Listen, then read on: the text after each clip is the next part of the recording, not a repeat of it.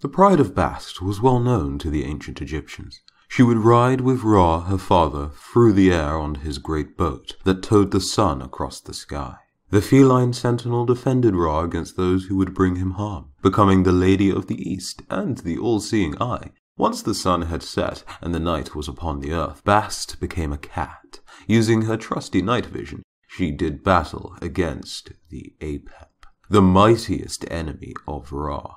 Bast and the Apophis would do battle every day, only to be revived and having to repeat the cycle. After being pierced, sliced, scorched with hot knives, and having every bone in his body separated, the Apep was eventually put to flame. Bast enjoyed new roles as the most influential cat deity of Lower Egypt, for a time. However, Sekhmet, another feline deity, surpassed Bastet, and the armies of Upper Egypt saw Sekhmet's status rise above Bast's. Bast was no longer considered to be a lioness deity, but instead considered to be a deity of domestic cats, and her appearance reflected this. She took a more slender figure and took the head of a regular house cat. Priests also adapted her name, and she became known as Bastet, rather than Bast, inviting her new roles as a goddess of mothers, music, dance, and cats. Bastet was still a very respected deity, however, and was the wife of Atum-Ra, bearing him a lion-headed son. To avoid plague, one Egyptian spell advises the people to pretend to be the son of Bastet.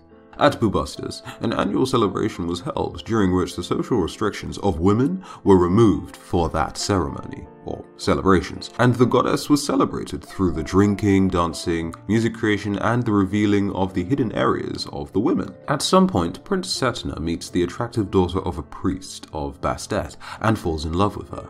They agree to meet in the house of Bastet in Memphis. Before any deeds are done in lust, Talbabu has the prince promise to give him all of his possessions through a document.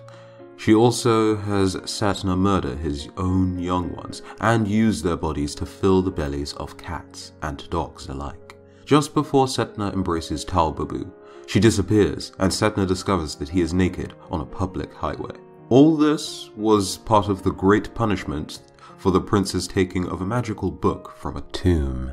This book may have been one of the many books of Thoth, whose words are fit only for the gods, and whose words have the power to bestow anyone who would read them with great knowledge, and thus power. The punishment given to a mortal thief for taking these texts, of course, was having an illusion cast upon them in some myths, but not all myths, and the main thing, them murdering their loved ones or seeing their loved ones die before them, one by one, until the text is returned to its rightful place. Also, to continue these sort of connections with Thoth, there is a myth in which Shu and Thoth travel across the desert in order to tame the Eye of Ra. Now, the Eye of Ra could have been any Egyptian feline goddess from Hathor to Bastet herself, or even Menhit, the wife of Anhur, but it's not necessarily clear as to which myth was necessarily, shall we say, more correct than the others. It took the clever words of Thoth to cause Bastet to return home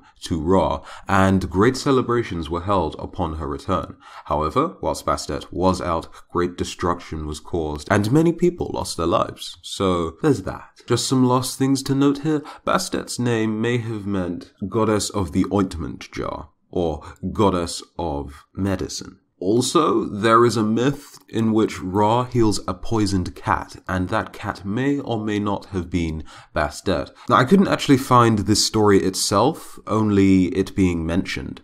So, whether or not this cat was actually Bastet is up for debate. Also, a large number of cats were mummified by the ancient Egyptians, and it was believed that these cats were mummified to be sent to the goddess Bastet specifically. The cult of Bastet was banned in 390 AD by Roman imperial decree, meaning that her supply of worshippers was cut off. And as we know, worshippers are greatly important to the gods of Smite. This is where our journey ends, but remember that Bastet will always be immortalized on the battlegrounds of Smite. And with that, we've reached the end of the video. I hope that you did enjoy or learn something new. If you did, go ahead and leave a like. So up next in the polls, Apollo, Zeus, I believe, are the two gods that were left to be chosen out of all the requests, and if you want to see a specific god or goddess next, you only need to leave a request in the comments, and I will add them to the poll, so don't forget to vote in the polls. And until the next video, have a very good day. I have been Prime, and I'll see you in the next one.